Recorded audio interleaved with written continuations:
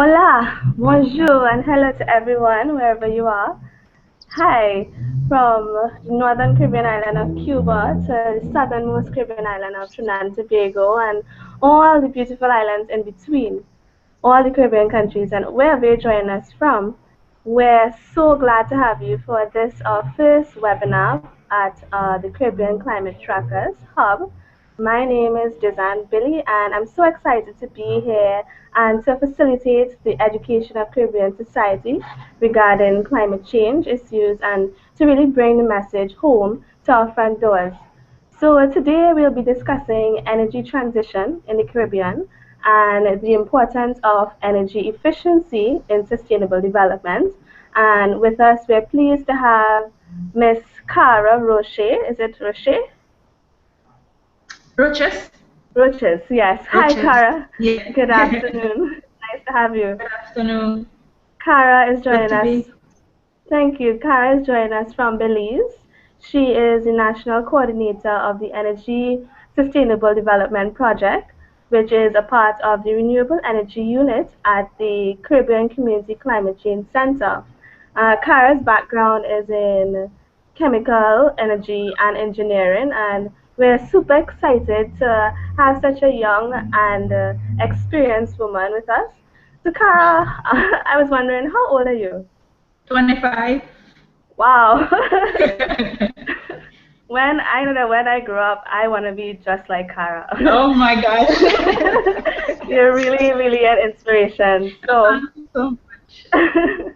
and joining us, we also have Nia Thompson of the Caribbean Climate Trackers. She will also be helping us carry out the discussion and add some extra flavor with her background in renewable energy as well. So, firstly, I'd like to just tell you a little bit about the Caribbean Climate Trackers. We are one of the 7 hubs of the larger Climate Tracker Initiative, which is a youth led climate journalism network that aims to empower young people to become climate advocates. And I'm sure that Nia and Cara will agree with me that this is something that we definitely need in the Caribbean, right, where the impacts of climate change are already being felt. So we're glad to have you with viewers, and we're glad to have our these two young ladies with us, right? So remember that we will be taking your questions online as well. You can post them on Twitter at climate tracking or use the hashtag climate tracker, and we'll be taking your questions towards the end of the webinar. So I'd like to jump straight into it. Cara, firstly, would you tell us a little bit about what your project is about? Oh well, it's a 5. Can you hear me properly?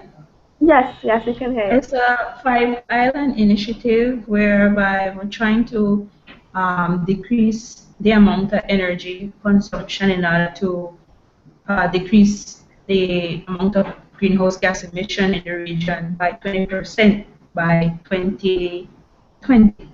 So Belize is on board, Grenada, St. Vincent and the Grenadines, St. Lucia, and Antigua and Barbuda.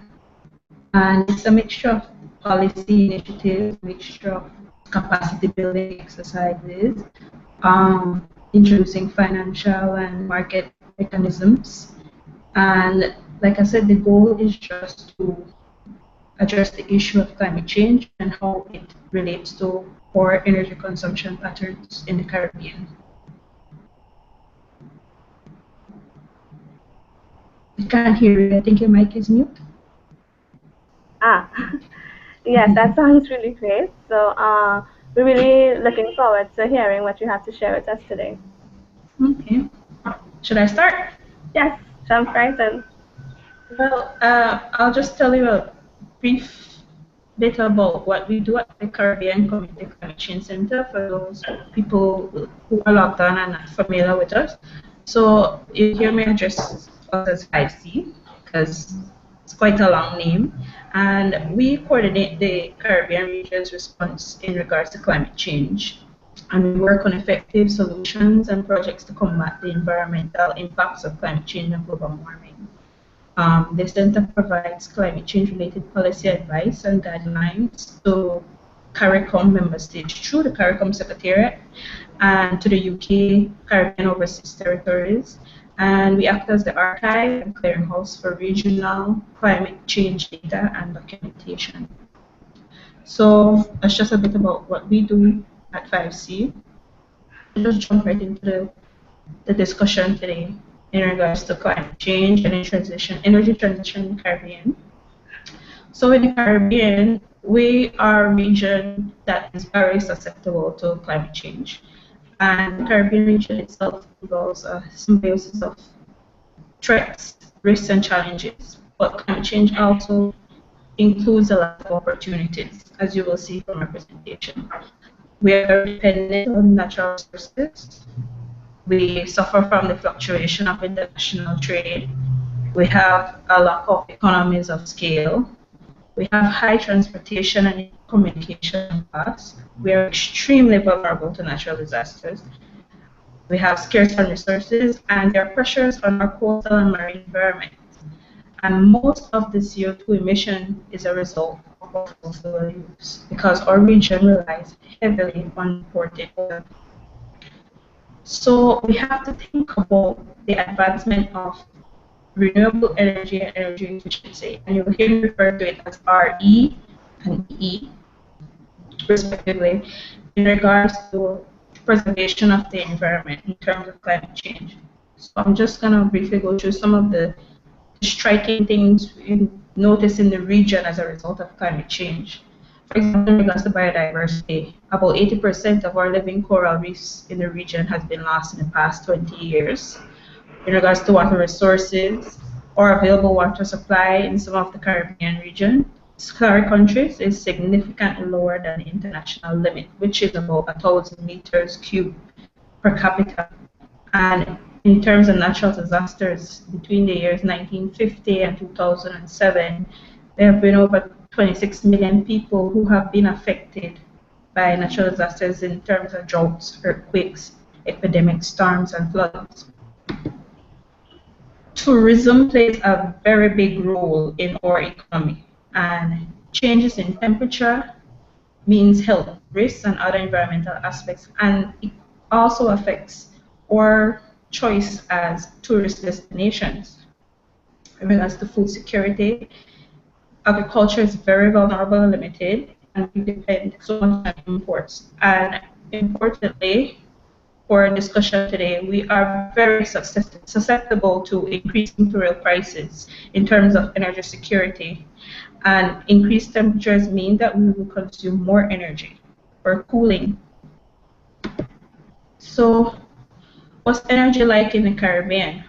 Well, apart from Trinidad and Tobago, the Caribbean is not a large producer of fossil fuels, as many people may know, and we heavily depend on imported fuel. And energy cost in the Caribbean is the highest in the Western Hemisphere and among the highest in the world. So in between the islands, it's about between 35 to 43 US cents per kilowatt hour. And we get our energy, as mentioned before, mainly from burning fossil fuels, and this accounts for 90% of the total carbon dioxide emissions in the entire region. So, what's the status of renewable energy in the Caribbean? Well, renewable energy is estimated to contribute to only 3% of the total regional energy supply matrix. And this would include biomass, solar, wind, ocean, hydro, and geothermal. And even though we use it and there's potential, it's very greatly unevenly distributed. So I'll try to briefly cover the technologies for those who are logged on, but they're not really familiar with the renewable energy technologies. Also, declining costs and maturing technologies and vast untapped potentials for renewables offer an unprecedented amount for further development of the renewable energy market in the region. And resource advantages give the region the potential to match or even undercut the lowest cost achieved in other parts of the world. So low cost financing and scale up of local industries are important to realizing the potential of renewable energy in our region. So just briefly go over the status of some of the renewable energy technology I should say, beneficial to our region, in particular in regards to oil resources. Well, we're most familiar with solar, and solar has experienced the most rapid technology advancement in all of the renewable energy technology, and cost reductions is massive. So the cumulative advances in type of technology makes costs go down even further. So in the past 3 years, it's been down about 75% in regards to wind power. Wind is the most widely deployed new technology, and in total in the world today, it's about 380 gigawatts of the world's power is coming from wind. Biomass, which is include urban agricultural waste, forest products. It can be used to fuel power generation, same way as coal would. And the direct combustion of biomass for power generation has been used for decades in Europe and in North America.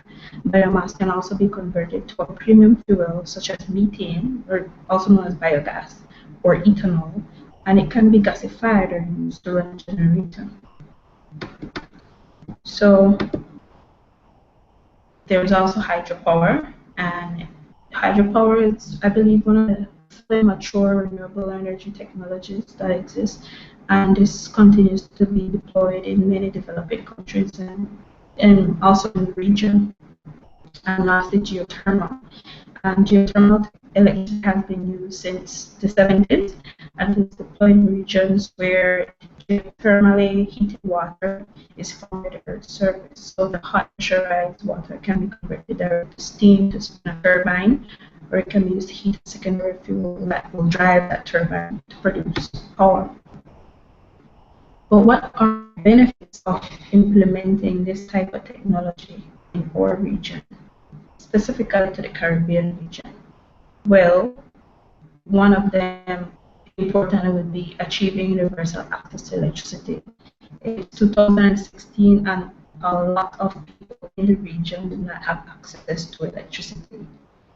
And renewable energy has the ability to provide reliable, affordable, sustainable, modern energy services to those who lack them. It would help us to meet future demand. I mean, a self-sufficient domestic renewable energy supply can increase energy security. It can eliminate the need for expensive fuel imports, and it can reduce the burden on our national budgets. Another benefit is transforming the electricity system because renewable energy creates a unique opportunity to build a 21st century electricity system through the integrated system-wide national and regional energy planning that can support operations of renewable energy and increase energy efficiency and provide reliable service, at least in terms of cost, in a way. But importantly, it will mitigate and help us to adapt to climate change because our region is one of the regions that's most susceptible to climate change. And climate change and power generation is so intertwined. And power is an important source of greenhouse gas emissions, and the power sector itself is vulnerable to the impacts of climate change. How do we cross the bridge? How do we transition? And though we're well underway for such a small region, one of the main, I would say the main barriers, or one of the main obstacles we have to cross is policy making and policy implementation. Because renewable energy deployment is often hampered by unfavorable regulatory environments and a lack of long-term political frameworks and energy markets, including those for renewables, are affected by policy support mechanisms. So therefore, like a lack of regulation and political incentives is in itself the most important barrier to the advancement of renewable energy, its development and its deployment. We need renewable energy policies that prove to be effective in attracting investment and they have to target existing resource potentials and technology challenges. They have to address more than one market and financial barriers, and they need to fit with the overall regulatory environment and have to be implemented rigorously. Also, they need to be regularly monitored and reported on.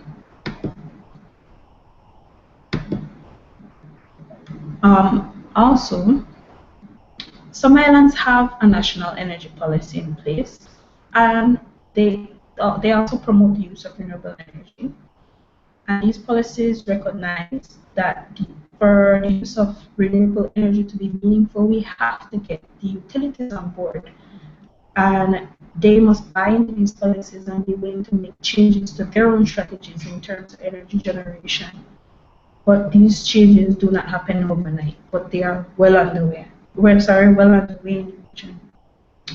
Another major barrier is capacity. We have to train the people that provide energy services, the providers and the professionals, the engineers, the architects, and most importantly, we have to train the people that have to implement these policies. Any questions so far? In terms, you talked about each island having its own national energy policy, and then you talked about the region as a whole developing their an energy policy. Is there any push towards integrating each national energy policy into a regional policy so that everyone could be Yeah. on the same page?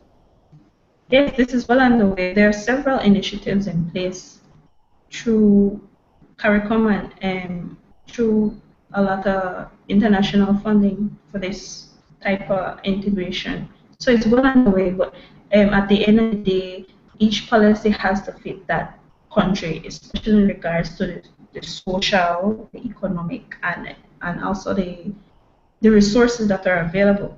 Because what would fit, for example, in Belize won't fit in St. Vincent all the way. In a big economy like Trinidad, it won't fit for Belize. But yes, it's well underway for So an integration.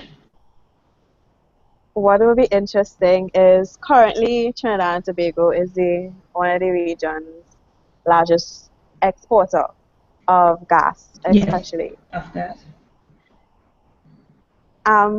What would happen if the tables were turned on Trinidad in the future or within the policy framework in terms of maybe St. Vincent or the Grenadines exploring their geothermal resources? What if their power Oh, you generation mean is like so much that they wouldn't export? depend?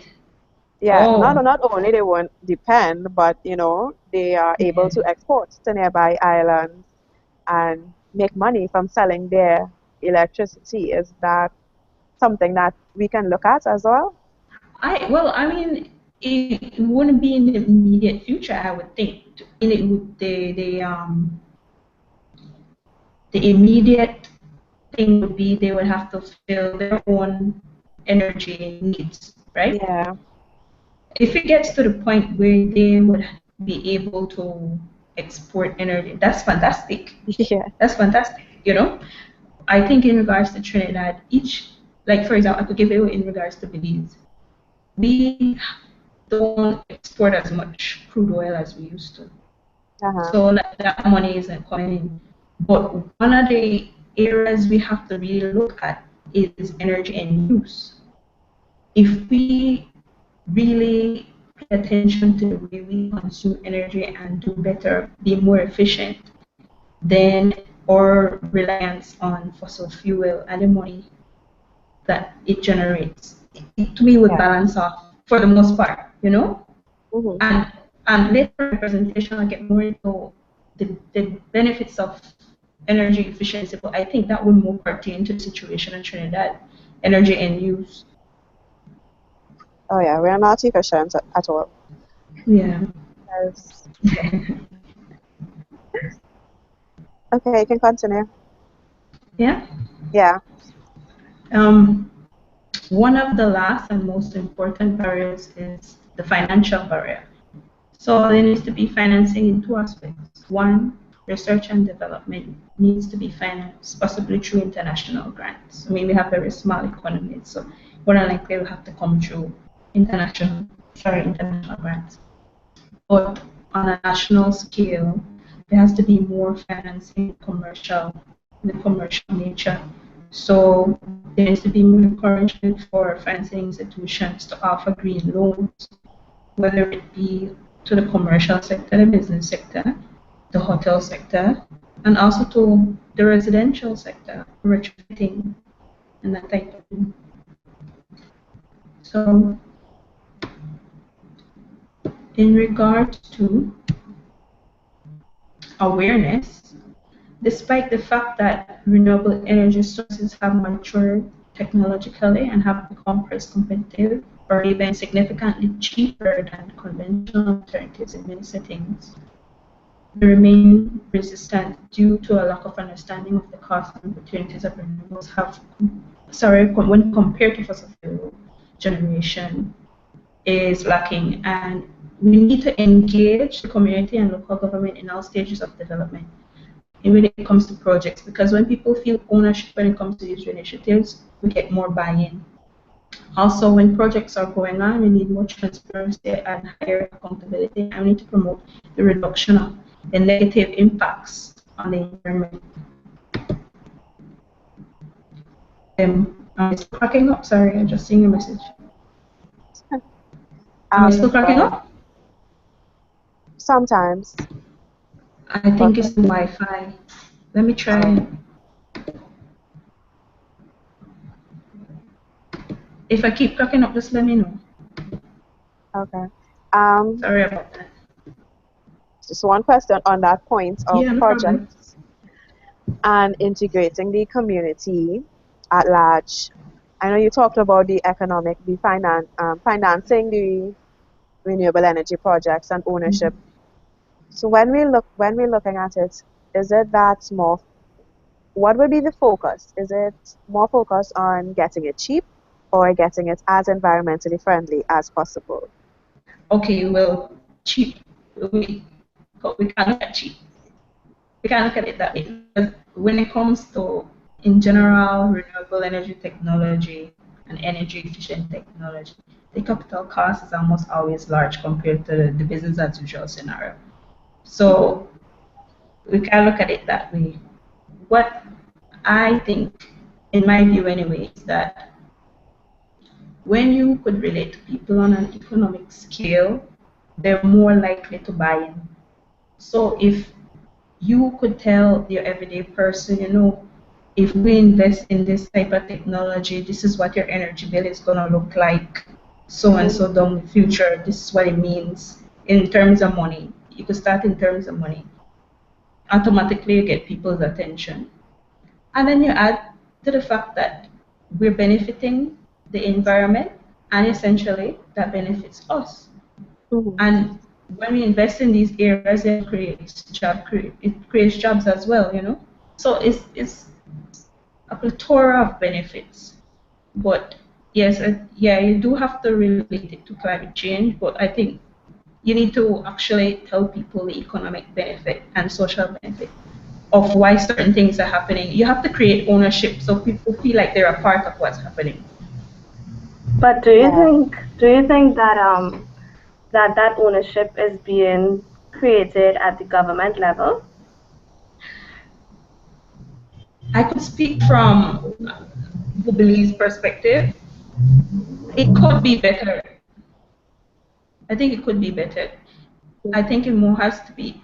It's usually okay. Certain things are happening. Maybe you see it happening in your community. You don't really know. You don't really pay attention. And later on, when it's time to cut the ribbon and it's the opening ceremony, you see it on the news like, oh, that's what was happening. That type of thing. You really have to get people involved from the beginning, all the way from the beginning. So yeah, I don't think it's happening as how we're supposed to. No, we can definitely work on that. Okay. Should I continue? Yeah, continue. Yeah. Okay, so I'll jump into energy and use now in terms of how is energy being used in the Caribbean. To status of energy efficiency in the Caribbean. A defining characteristic of the national energy situations across the region is the high efficiency of which we use energy resources. I mean, for example, it is estimated that the region wastes more than half the available energy imported fuels, which results in a very high energy unit GDP. And a major contributor to the poor energy efficiency is the relatively high percentage of private automobiles that consume significant amounts of fuel.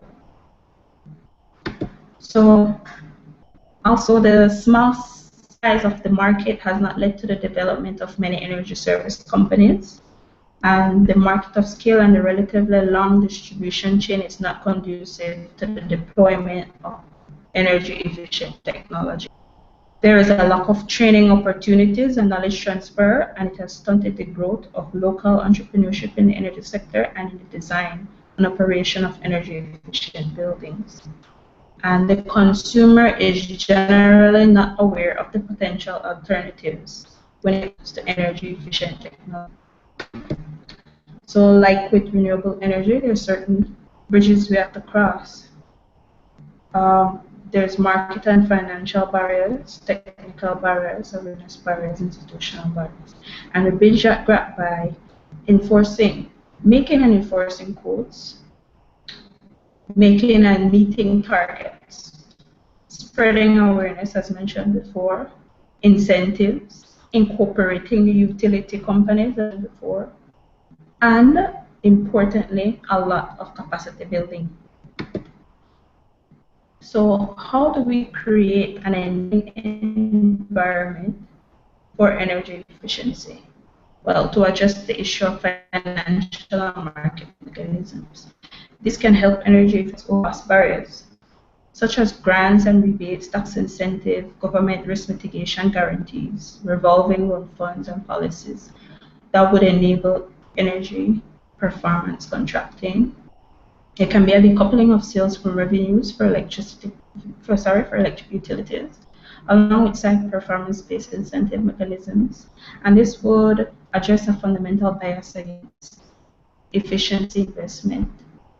And there could be some type of public benefit funding scheme and a public procurement which can mobilize substantial resources for investment in EE and RE and low-income energy programs. So, for example,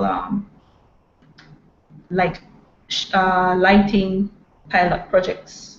A person wouldn't per se want to spend $25 on an LED energy efficient bulb, something that's made in China for, I don't know, $1.75. But through pilot projects funded through the government, people could see the economic benefit once again of paying that type of money for a bulb that's going to last way longer and your energy bill is going to be way lower.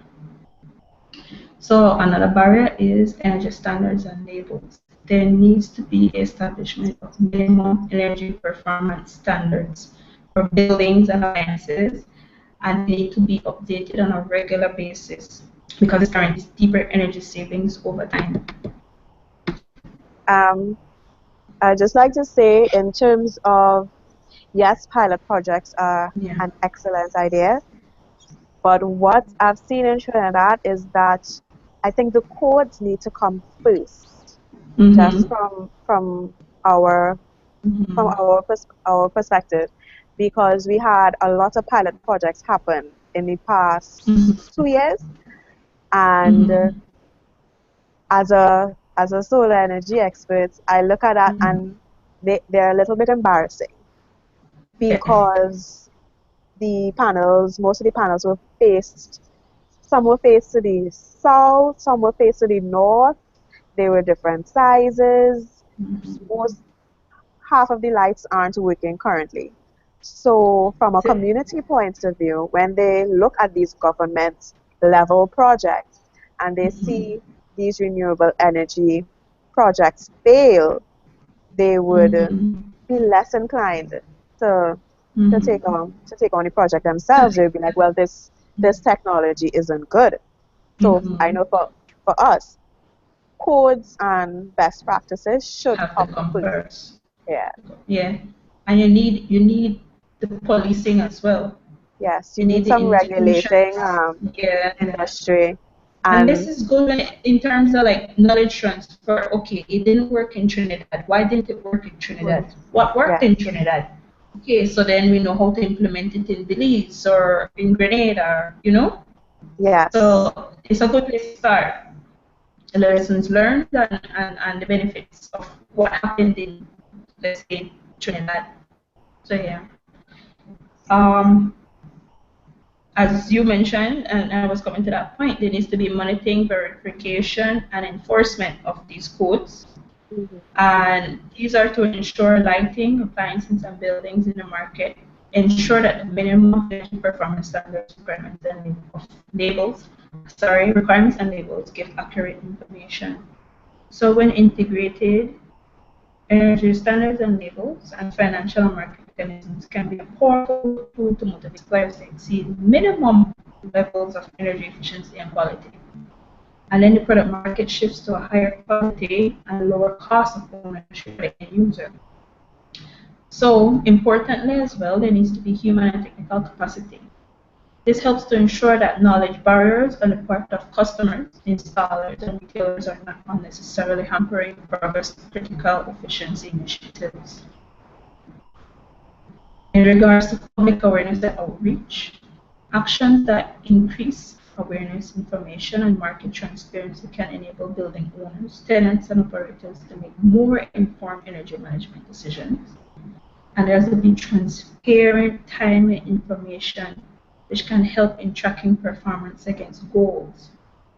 So this type of benchmarking, internet-based comparisons, professional and trade materials, school curricula, peer-to-peer exchanges, and public awareness campaigns can be a form of this type of outreach and awareness. And importantly, there needs to be applied research because technologies keep emerging. And have to rely on research and development and demonstration and deployment to move energy efficient products and systems from laboratory to a commercial marketplace. um, So in conclusion, go ahead. no, I was just going to ask if on a CARICOM level, if there's any effort to merge or to connect research to the potential projects or to capacity or to analyzing the capacity of renewable energy in the Caribbean from the different institutes. So Um, looking at UE in both Trinidad and Jamaica and Barbados, cable campuses, what are the I'm projects being not done? Stuff like that. I'm not too knowledgeable on the research and innovation part of things. I do know, yeah, these institutions do exist. In regards to energy efficiency, I honestly don't know. In regards to research and development, but there is ongoing work and projects in regards to the deployment of the standards and labels, the public awareness, the market and financial mechanisms. For example, the project that I'm a part of and the other 5 islands, all these issues are addressed as part of that project. Okay. I think what we need to do too is, like as mentioned before, it's small in comparison to applied research, but incorporating this type of thing into school curricula as well. Because I think changing the mentality from a young age, I think is really crucial. Yeah. We I know last year, not last year, probably 2013 or 2014, I really can't remember. Trinidad did have a capacity building training exercise where they trained some secondary school teachers so that they're able to incorporate renewable energy into their curriculum. And these teachers were also given kits so that they can show the Okay. students the technology as well. So that is, Yeah. I know that happened. I'm not sure if it was ongoing because I was a part of that training and they didn't repeat it the following year to get more teachers on board. So I think continuity is also a part. There are a lot of great ideas out there, and that's why I mentioned if the different research institutions are talking to each other. So maybe that's something you can suggest at a CARICOM level, that we get these institutions talking to each other. We get everyone kind of open about To what they're in doing. sync. Yes, and we can move forward a lot faster. That's very true. Yeah. Anything else? No, Yeah. that's it for now. Okay. So I'll just conclude. Um, so in conclusion, it is necessary to caution that the case is not being made that we should just break from fossil fuel energy, because that is totally impractical. But for the reasons mentioned, in order to reduce the drain on scarce foreign exchange reserves, a case can be made for the region to develop hybrid systems to take advantage of the resources that are available. And what is suggested is development of those energy sources that are most abundant on an island by island basis. So this would complement oil generated energy and electricity. And given the present state of the technologies, there is wind, geothermal, and many hydro energy. These seem to offer the best opportunities for grid-connected electricity generation. And while photovoltaics and biomass may also be included in a total energy package for the region.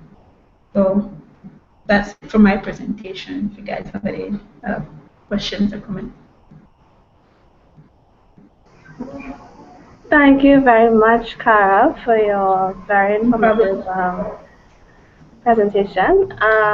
I do have one question, and it looks at the Venezuelan economy right now, right? For instance, it is in a total meltdown, which is leading to a lot of humanitarian issues.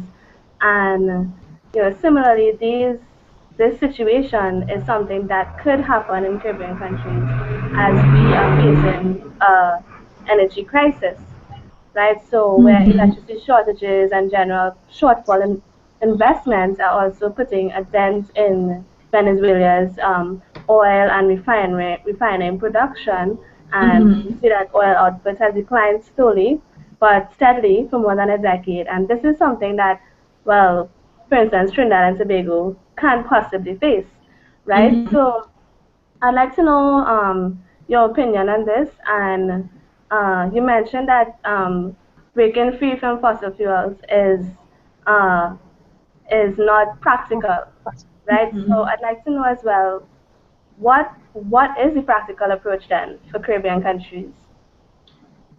Well, in regards to your question on our energy transition and your example on the whole Venezuela crisis, I think in the Caribbean there has to be this stopping of the blockage for regulatory asymmetries and market fragmentation, because this and other disincentives, they kind of tie us to this traditional energy matrix.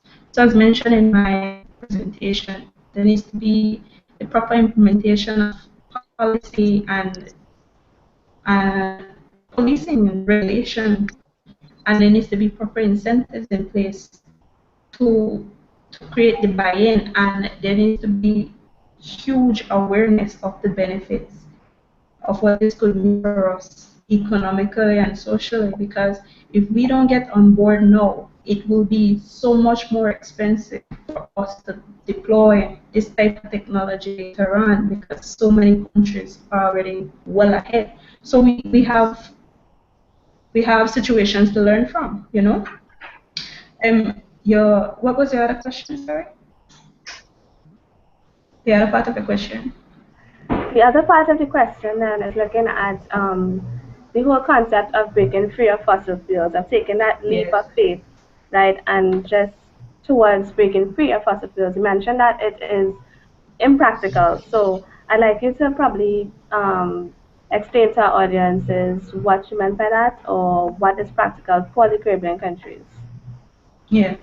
Well, for the Caribbean, we don't have the type of economy to just one day decide we're not going to use fossil fuels. We don't have that. What would be practical is to incorporate that along with our renewable energy resources. But the main the main way to that would be to include the utilities.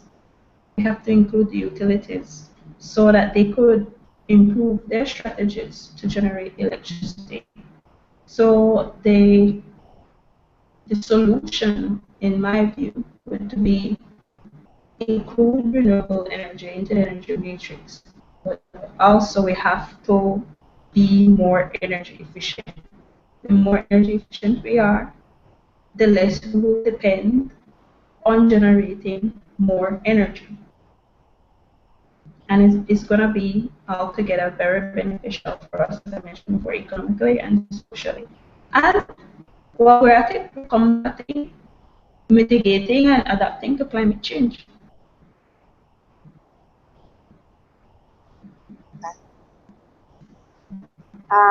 Well, I just have one final question.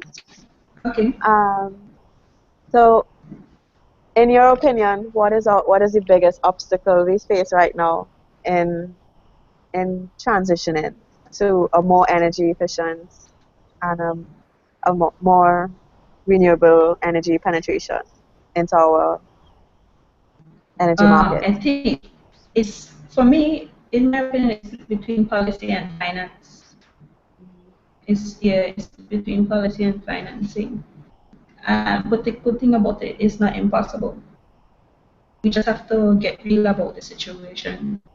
It's not impossible, but definitely the implementation of policy and the financing for this type of technology is a huge barrier to our little region. Okay, I agree.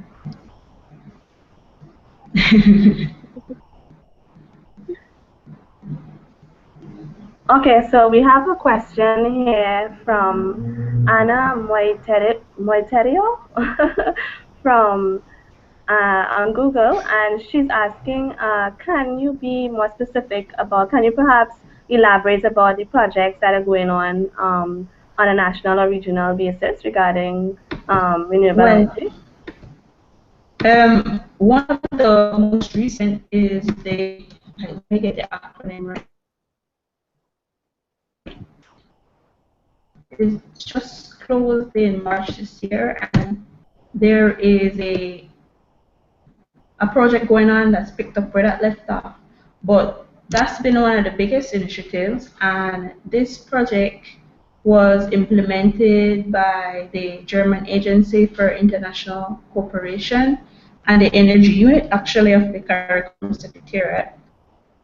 And it was a mixture of initiatives and outputs. So some of the outputs were they contributed to the binding instrument to promote RE&EE, such as policies and legislation, feeding regulation in about 6 of the CARICOM member states.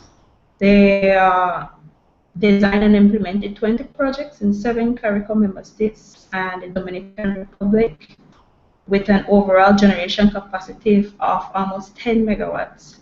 They also contributed to the preparation and implementation of more than 25 projects with approximately 150 megawatts in the areas of photovoltaic, wind, and hydropower. In terms of capacity building, there were more than 70 workshops and seminars and study tours with almost about 2,000 participants from the entire CARICOM region. And they have presented more than 100 papers and contributions throughout the region, throughout the CARICOM region, and there's been preparation and publishing of energy efficiency campaigns in regional TV stations and radio throughout the OECS region through this project. So the project that picked up where this left off is called the RITA project. So this is a big one, but this is just maybe a huge example of some of the initiatives that are going on in the region right now. So things are happening. Maybe at not the pace that we want them to, but things are happening in the region. We're well on the way to transitioning. Okay, so also earlier in your presentation, I remember that you mentioned that climate change is not just a challenge, but it's also an opportunity. So we're aware of the challenges faced by climate change. For instance, last week I had just a few hours of water per night for a week, right? Because of the drought that we're facing here and the drastically reduced levels of rainfall. So we're aware of it and we're feeling it. But Peter, the concept that is an opportunity, I'd like you to expand on that a little bit. That's interesting. Yes, I think it's an opportunity for innovation. We have a lot of great minds in the Caribbean. That's a big one. Second of all, job creation. There's a huge opportunity for job creation. And also, it's an opportunity in regards to lessening the burden on our economy when it comes to or adapting and having to deal with the change in weather and all that comes with the effects of climate change. So there's definitely huge opportunities in climate change, and we have to tap into it because we have the resources. Maybe not financially, but we have the other resources. Yeah, climate finance will be another webinar. But yeah. Yeah. So one more question we have from Letitia Parkinson, and she's asking, what type of renewable energy sources do you think most appropriate for Caribbean islands, which face increasing threats of climate change induced by natural disasters? Well, it really depends on the island. I believe St. Vincent has very good geothermal potential. Yeah. Belize, very good solar potential. So it really depends on the island. Yeah. I'm not really sure. I can't remember. There was a study recently on wind. I can't remember if it was St. Lucia that had the greatest potential for wind energy. So it's specific to the island, no? Kind of technology. It varies island to island. Yeah, it varies. Yes. Okay, so I'm gonna cut off the questions there. Okay. And I wanna. Do you have any closing comments, Sarah? Oh well, just thank you for the opportunity, and I hope people that logged on they know a bit more about the energy situation in the Caribbean, and they find it beneficial. And I hope they feel inspired to be a part of the transition. I mean, simple things like turning off the lights when you leave the room, unplugging your charger when you're not using it. It plays a huge role. Being more energy conscious is a good way to start. So I would like to leave with saying that. But yeah, thank you for the invite. It was a pleasure having you. So thank you very much, Kara and Nia, for joining us. And to all our viewers now, and those who will watch the recording afterwards, please feel free to continue sending your questions. Tag Climate Tracker on Twitter @Climate Tracking. You can use the hashtag Climate Tracker, and we will direct those questions to Kara. Right. So also, please feel free to join the Caribbean Climate Tracker on Facebook for more information about such as what you heard today, and for information about great writing opportunities and chances to represent your country in this area. So you can just search Caribbean Climate Trackers on Facebook and you'll find us and just join in. Right? So thank you very much, everyone, and have a good day. Thank you. Bye-bye.